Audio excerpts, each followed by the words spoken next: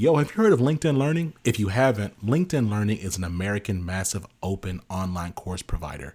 It provides video courses taught by industry experts in a variety of subjects. Now, why am I sharing this? I'm sharing this because Living Corporate is in partnership with LinkedIn Learning to provide diversity, equity, and inclusion courses. Listen, if you're trying to be a better ally, you want to understand better diversity, equity, inclusion strategies, or you just want to learn how to be a better leader, you got to check out the courses on LinkedIn Learning. So check it out. You can do it one of two ways. You can click the link in the show notes, or you go to LinkedIn Learning and you search Living Corporate. Again, link in the show notes, or go to LinkedIn Learning and search Living Corporate. I'll see you over there.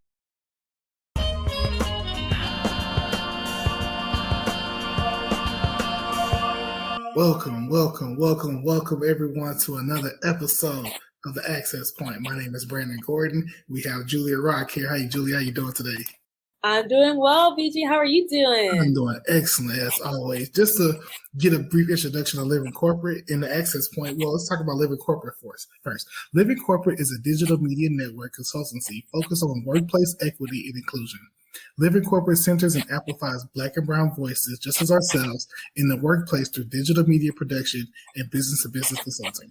The network offers a variety of programming, and tonight we're excited that you joined us for the latest installment of the Access Point. And Julie, what is the Access Point?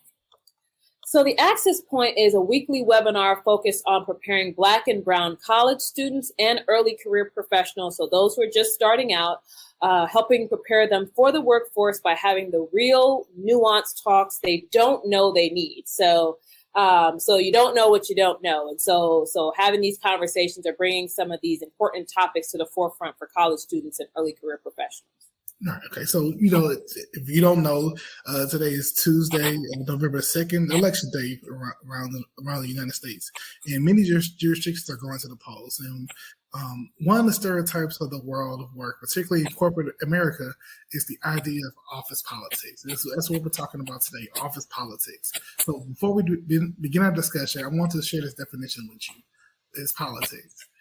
Politics is the set of activities that are associated with making decisions in groups or other forms of power relations between individuals, such as the distribution of resources and status. So it's funny, with that definition, it's not surprising that there are going to be politics at work, especially when you talk about power relations or making decisions in groups. And so let's get into a juicy conversation here, BG. So tell me a little bit about, have there been any sort of, office politics that you've actually experienced and had to overcome? And how did you do that? Because people hear about, especially these early career professionals or these students who may be leaving school, they hear about these sexy jobs, but they don't really hear about the office politics that they have to deal with it, especially if you're a Black and Brown or Black or Brown person. So right. What have you had to go through? Office politics? Let's see. I really can't describe. It's hard for me to describe, right? Because I don't know if it's teetering the line between office politics and subtle racism, right? Okay. So and that's where I've always had the struggle with the definition of office politics. So my understanding of office politics, and you may correct me if I'm wrong, please, because I want to make sure I have the correct definition of it. Just in a practical example, when I'm in the workspace and I get to talk to people, but they're judging me based on my qualifications, who I am, and what I look like, right? And so it's just really trying to find my space in that area, right? Now I know I've dealt with politics with the office. What's that word I'm looking for? When people are the ebbs and flows of the office, how people communicate with each other, right? How to find my space in that area. Now I had to deal with those, especially being sometimes the only Black individual in 50 with 50 other coworkers or 100 other coworkers, right? I've been in those spaces before, but in your example, right, I really can't define it. Let's define office politics first in your example, and then we can go from there. Yeah, so, and I like the fact that you talk about it could potentially border on low-key subtle racism, but that's a whole other discussion that we can get to. But when I think about office politics, I really think about having to navigate in a certain way to, while you're in the office.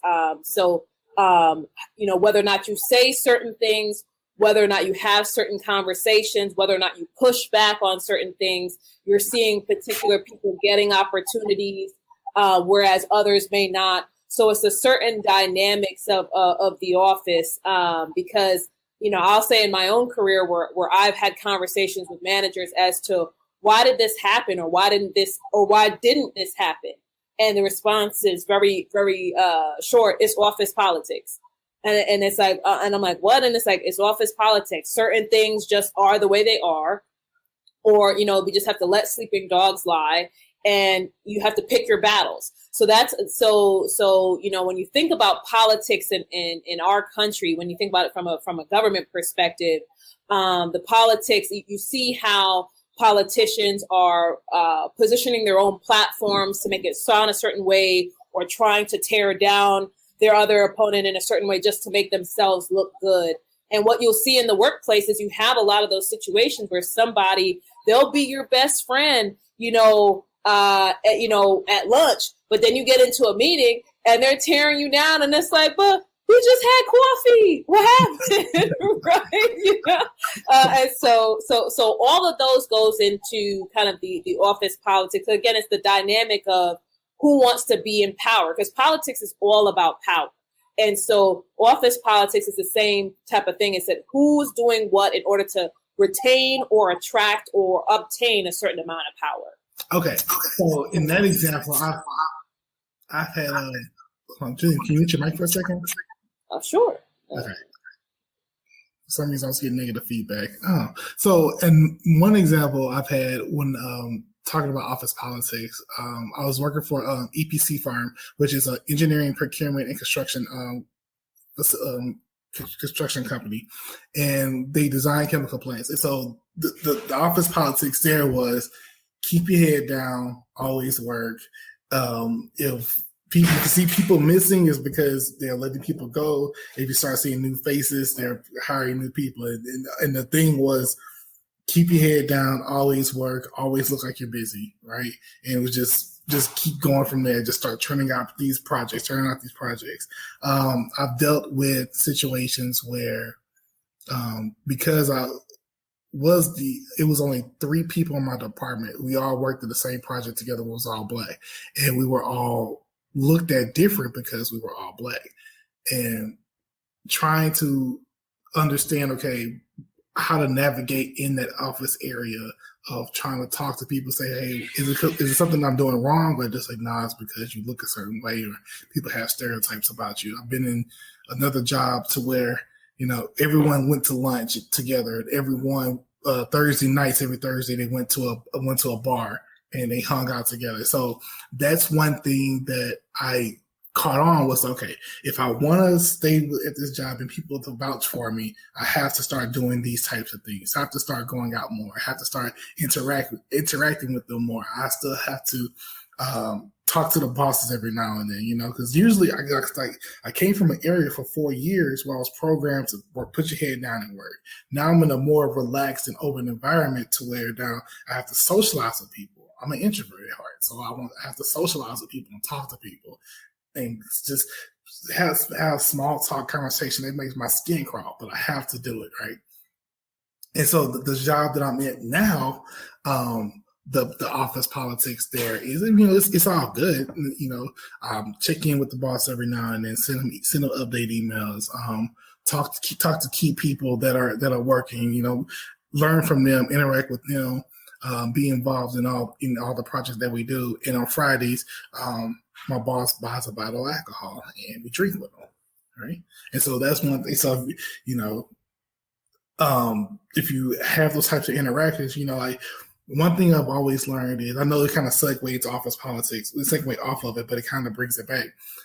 If you see these people do certain types of things, they enjoy golf, if they enjoy bowling, if they enjoy, other types of activities, join in with them, right? I've always heard that deals are always made at the golf course. And When I learned that, it doesn't mean necessarily the golf carts itself, but wherever the place is where you can talk off the clock and make those certain deals and make those certain business moves or political moves. And, you know, once you start understanding, okay, this is what this person likes. If I want to get in good, if I want to get on somebody's good side or stay on their good side, stay and go talk to them, be in this particular lane, see what their interests are, and join in from there, right? Because one thing people go ahead, Julia. No, I was just going to chime in. You know, you make a really good point about the deals being made, you know, off the, off the clock or out of the office, because the fact is during the workday, you know, people are trying to execute and they're trying to work. But the truth is the relationships aren't necessarily built, you know, while you're in the office. It's built at the happy hours. It's built at the golf course. It's built at all these external events, because when you're really trying to do a deal or give someone an opportunity, it's about the rapport that you have with them. It's the trust that you've built. And a lot of that trust and that lot of interaction and that lot of, hey, I like you, or I feel like we're cool, that's not going to come from the manager employee relationship or the peer-to-peer relationship. That's going to come when you're fostering a kind of outside the workplace relationship. And I'll tell you honestly, I know that some of the opportunities that I've had in my career have been because I've gone to happy hours and certain managers I've been able to, and it's not even kissing up, but it's more so asking them questions and picking their brain a little bit, because people love to talk about themselves. They love to talk about themselves. Okay. Just say that. Like literally, it's like people, that's one thing people love is to talk about. And Julia, right? And I'm happy that you said that, right? If you meet somebody for the very first time, if you tell them, tell me about yourself, and focus the conversation on themselves, they don't know nothing else about you, right? They can say, we had a great conversation, we talked about this, but the conversation was about themselves. People love to talk about themselves. Love it. And facts. And that I think that's the thing. So knowing those dynamics can help you to, or knowing those kind of nuances can help you to navigate some of these office dynamics, and so that you can start to build relationships. But it's so key that you are not just sitting at your desk and saying, okay, I'm just going home. Because there are people like, oh, well, I'm not going to the office to make friends. And, you know, I don't need any friends. I'm just here for a check. And it's like, yeah, but your checks get bigger as you go when you're actually building relationships and building rapport, and you're engaging in some of these relationships, because you're going to get promoted potentially faster, get put on more complex projects, get on travel assignments, get trips and so forth. All of that stuff can happen if you're doing the right level of relationship building, because, you know, you can be the best worker, but if you're seen as a worker bee, you know, they may not see you as somebody who can lead or facilitate things or give you larger opportunities. So you can't just be the person that says, I'm going to just do my job. And here's the fun fact. The fact is, people hire people that they like, and that translates into the office. People give opportunities to the people that they like. As much as it sucks and we hate the way that sounds, the truth is they give opportunities to the people that they like. And so if you're able to build a rapport, and again, it's not about kissing up, but it's building a rapport, building an engagement for people to see you and see that you're more than a worker, that helps people to say, whether it's that they like you more, they understand you more, they trust you more, and then more opportunities can come from that. Right. And people are very cautious about something that they don't know or not familiar with. So if you're always seen as somebody that just goes into the office every day, sit at their desk and work, don't socialize with anybody, eat their cold sandwich for 30 minutes, browse the internet, work, and then leave, no, you're mysterious. People don't know you. If they don't know you, they can't trust you. If they can't trust you, you can't do extra work for them or help them out on certain projects or special projects. So it's very important that we have to understand to socialize with people. And you'll learn very quickly. If you're likable, you're talking to everybody, you'll learn very quickly. You always have that one person in the office that's going to keep it real with you. And they're always going to say, don't talk to that person. That person will get you in trouble. Talk to this person instead.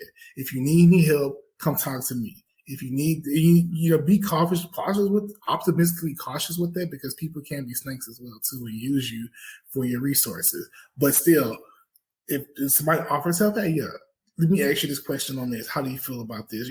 Build up rapport. One person talks to you, that person talks to that person. It just starts to trickle down effect from there. But be sociable, talk to people, understand people's characteristics, and then you can play the politics yourself. You can move around as well, but also with the politics thing as well too. And, this is probably just my personal experience, but don't be a snake, right? To me, don't be that person that goes in there and plays the politics and plays one person against each other, because that will destroy relationships. And you will be surprised that these relationships that you're fostering, those relationships will carry on, especially if you're in a small business, like a very niche market for your business. Word gets around fast. And you don't want to be that person in that field where you're known as a snake. You're known as a person who do people dirty, who take people work and play them against each other, and play the bosses and play the workers, because now they're looked at as a bad individual. And word does get around fast, especially in the year 2021. And you make a good point there, about not wanting to be known as a snake, or not wanting to be seen as, as the person who can't be trusted. And so if you're someone who is, thinking about, well, how do I actually navigate some of these office politics to make sure that I don't fall into that bucket?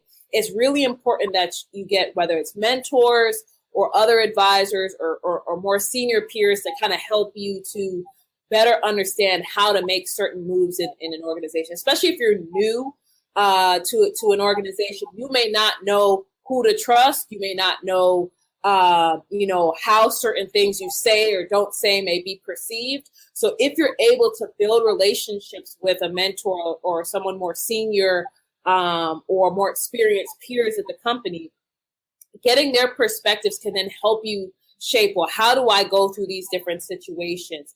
Who do I talk to? Who do I trust? How can I show that I'm engaging, but I don't want to look at as like a kiss up? Because you may not look like a snake, but you may also come across as someone who's inauthentic, or a kiss up, or somebody who just seems like an opportunist, right? And so you're not necessarily going behind someone's back, but you just come across as okay, I can't trust this person because it looks like they're willing to say or do whatever I want, just because they just want to make sure that they're in everybody's good graces. You don't want to be known as that person either. You want to have a certain level of courage, of conviction, as well as integrity.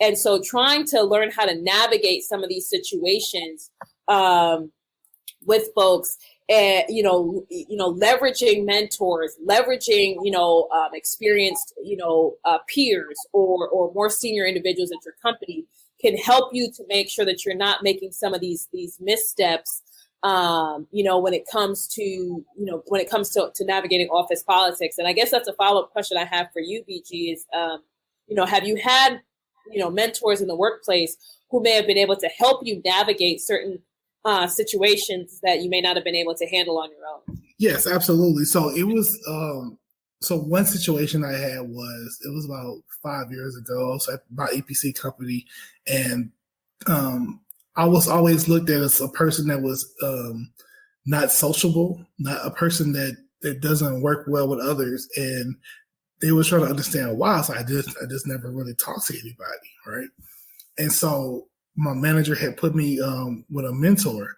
I was still a young engineer at the time. He put me with a mentor and told me work with him and see what his issue, if I was not able to do the work, or if I was able to do the work or not.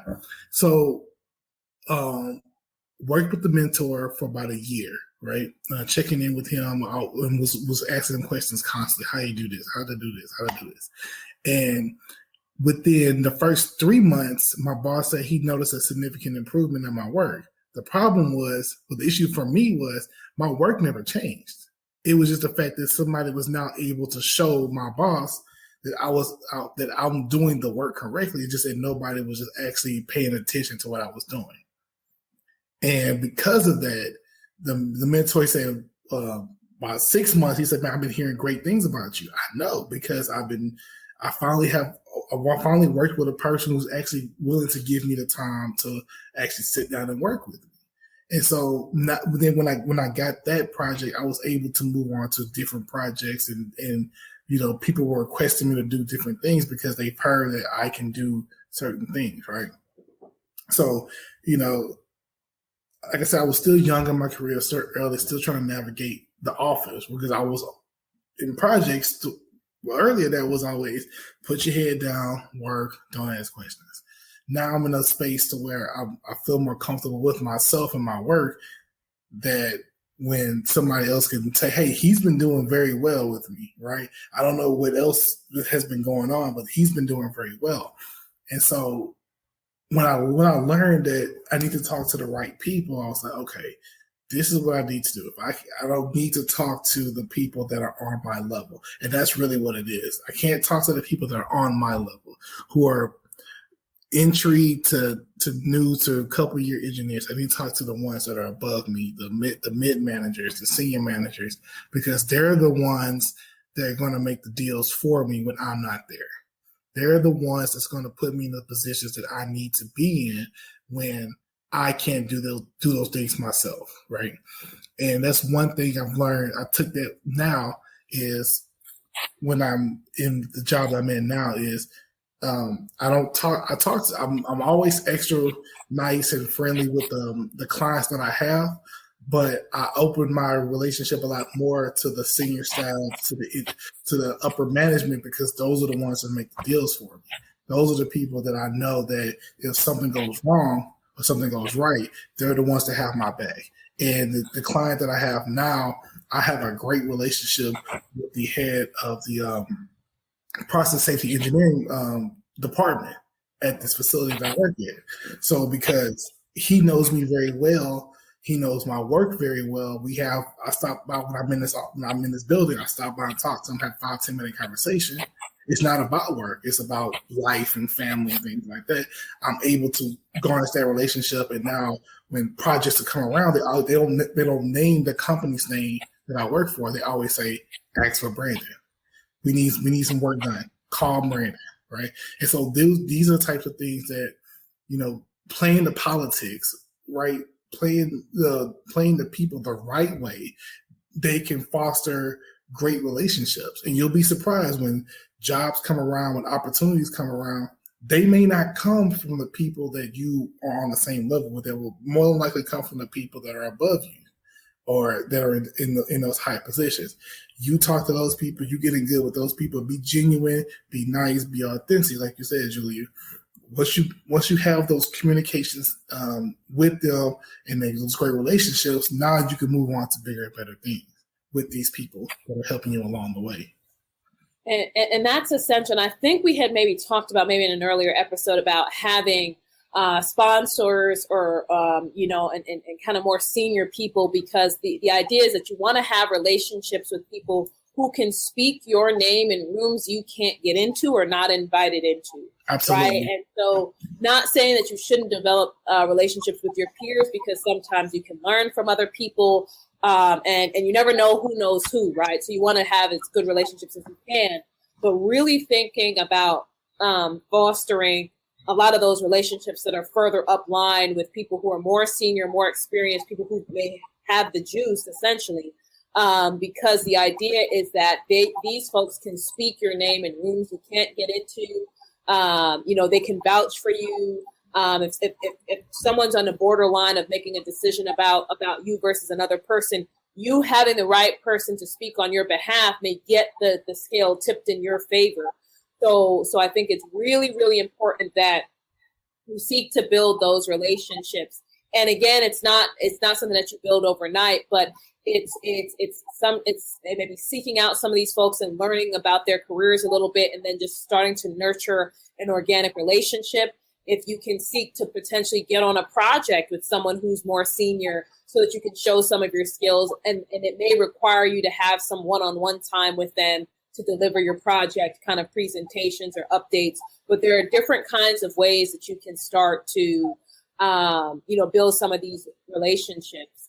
And so I guess one of my final question for you, Brandon, would be, for those who have listened tonight, what would be your kind of major or kind of takeaway rule for being able to successfully navigate office politics, especially if you're just starting out in your career? Just a quick takeaway: just have authentic relationships with people. Understand that do things the right way, right? Do talk to people the right way. Make sure that you build authentic relationships. I know I'm kind of repeating myself here, but just building authentic relationships and understand that these people are doing a job, but they're here to help. Right, and your job is to make sure that you get the help that you need as well to further your career. So just it's a give and take type of thing. But what would you say, Julia? So what I would say is,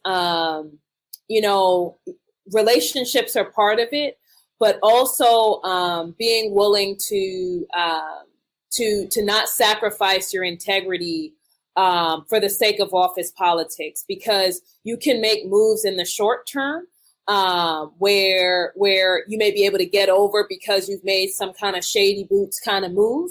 But the fact is, you don't want a reputation that carries with you as someone who's not trustworthy, someone who's inauthentic, someone who's, like you said, a snake earlier. So holding yourself to a high standard of integrity.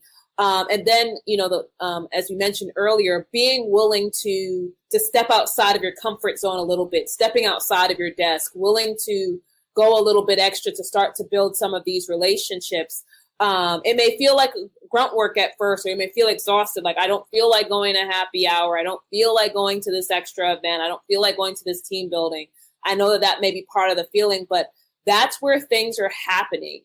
For other people's careers. And if you don't attend, or if you kind of take yourself out of the running by not attending some of these events, then you can't be confused as to, well, why are certain things not coming to me? Because especially for some of these larger organizations, having these offsite events and these offsite things are how the smaller groups can start to come together, and these relationships can really form, because inside the office building, it's 10,000 people in there that are milling about. So again, just like you said, building authentic relationships, being your true self and not sacrificing your integrity, and then also being willing to go a little bit extra to make sure that you can build these relationships, because they're not just made from 9 to 5. Absolutely, I love it. I love every second. Awesome. I'll just say, I want to thank everybody who has taken the time to join us this evening, and have this conversation with us about office politics and how we can navigate these successfully, especially for Black and Brown people who are navigating this space, because it looks a little bit different for us than maybe for others, because of how we look and because of some of the things we face, whether it's microaggressions and other things. So I just want to say thank you so much for everyone joining us this week. If you want to stay connected with me, you can stay connected with me on Twitter and Instagram at the Julia Rock. And BG, where can people stay connected with you after tonight's conversation?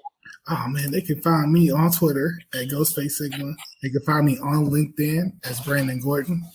You can also find us at Living Corporate at livingcorporate.tv on the web, on Twitter at livingcorp_pod, LinkedIn at Living Corporate, and on Instagram at Living Corporate. And with then, we'll see you guys later.